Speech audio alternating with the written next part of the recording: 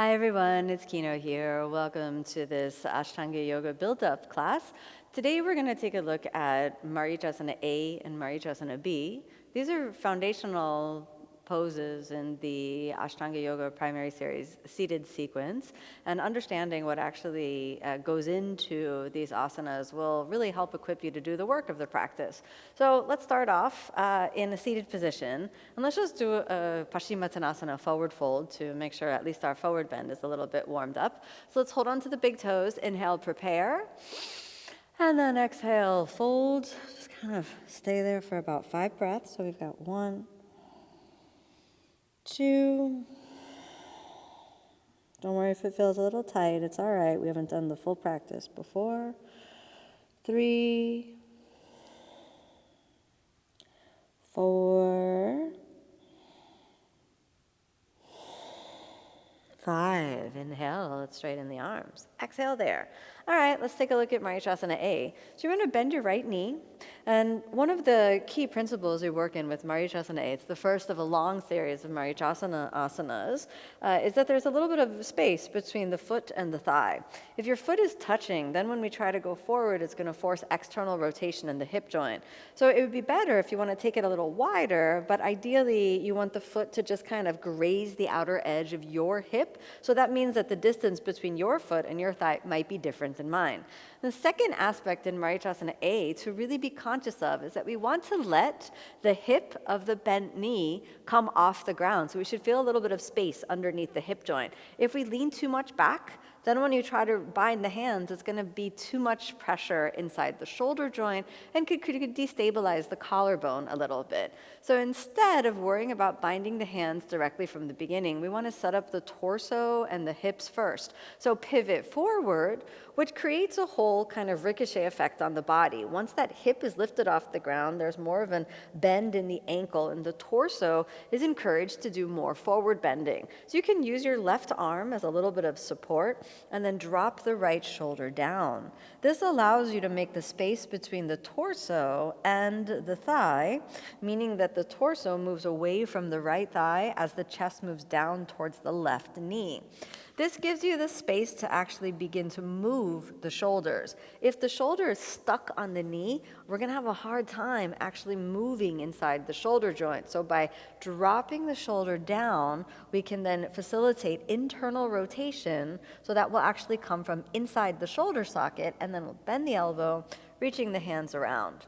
This will allow you to find the bind while still working on the foundational elements of Marichyasana A, the forward bend, the hip flexion, and then of course that internal rotation of the shoulder. Now, if despite your best efforts, right, let's try the other side. Let's say you go through all of that, you reach down, the torso moves a little bit around, but the shoulder doesn't reach, and you try and feel stuck. Then I recommend you take a strap and undo the strap. It doesn't have to be an official yoga strap, basically a towel or any kind of object that allows you to hold on to it will work. And then we work through the same principles. The navel draws in, the legs are strong, and then the torso slides a little forward and down, and you get that internal rotation. The only hard thing about using the strap or the object is we need to kind of throw it on the back, and then we'll reach around and make that same contact.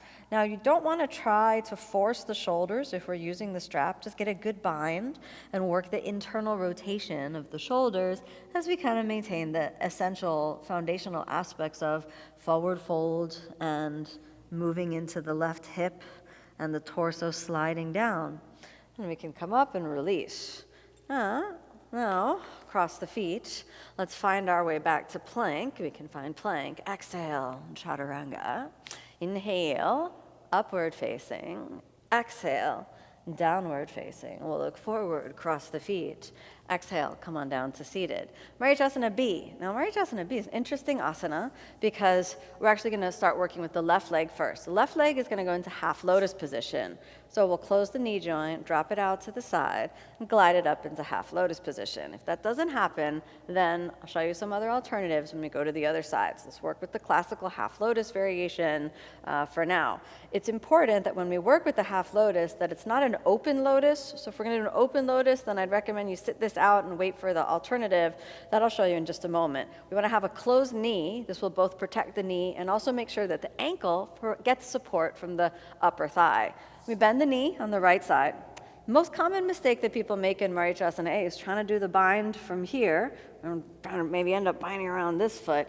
And instead, we want to recall that Marichyasana A and Marichyasana B are related. So this means that the same way we enter A, same way we enter B. Shift forward. When we shift forward, again, that familiar ankle bend from Marichyasana A gets repeated, and then the left knee gets closer to the ground. The right hip comes off the ground, so we have that space again.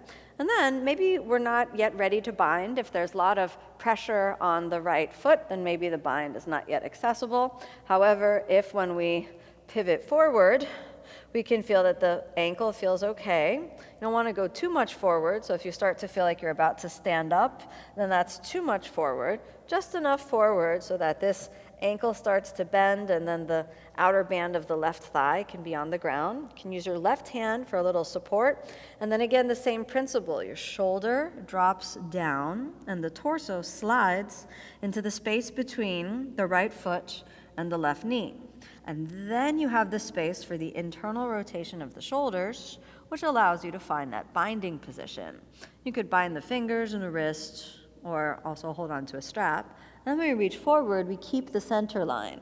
Your chest, your sternum, and the pubic bone all want to follow the line in between the right foot and the left knee.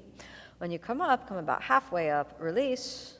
Then to come out, sit back, straighten the leg, remove the lotus, and back to seated. All right, so what are you going to do if, well, here you are, and you try to do the lotus, but it remains open? This is not the position where we want to try to do Marichyasana A from. If you want to work your lotus, you could take 5 breaths, just kind of working on that external rotation. And then I'd recommend that you adapt the pose by putting the foot underneath. When you put the foot underneath, then there's less pressure on the ankle, less pressure on the knee. We're still actually working the same principles of the external rotation combined with the forward fold. That's really the essence of Marichyasana B. So now, we want to come forward, and we want to get that same forward direction, which will allow a pivot in that left ankle and also a pivot inside the pelvis. We don't want to go too much forward, so if you start to feel like you're about to come up or stand up or lose grounding in your left foot, that's too much forward. We'll follow the same principles, drawing the navel in, then sliding the torso down. If you're not ready to bind, this is also a good alternative to just kind of stay folded forward. Otherwise, our strap is in a good position, so we have our strap, and we'll hold on to that, try to get the shoulder as far down as possible. Lightly loop that around, finding the strap, and both shoulders roll a little forward, and then exhale, we're coming down. If you can't close your knee joint, the right foot can be in front of the left. If we're doing the adapted no lotus variation, follow the same principle of your sternum and your navel and your pubic bone in the line between the left foot now and the right knee. And when it's time to come out, we sit back, remove, and I recommend you follow kind of the same principles. Straighten this leg a little, and then straighten both legs to come on out. Now let's cross the feet. Find our way back. We've got chaturanga. Lower down. Inhale, upward facing. Exhale, downward facing. Come on forward, and back to seated. So I hope that these principles of Marichyasana A and B will better inform how you apply yourself in the practice. We always want to find a variation of any asana that works for our body, with the understanding that that may change day by day, year by year, and that's okay. So as you're equipped with the knowledge of how to adapt the asana, gather the information from your body, and then make a wise decision about which variation is appropriate for you to practice each day. Thanks so much for joining this class. I hope that this informed your Ashtanga yoga practice.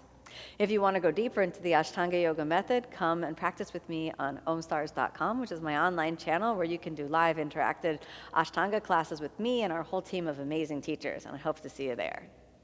Thanks so much for diving into Marichyasana A with me. May you be happy, may you be peaceful, may you be filled with love.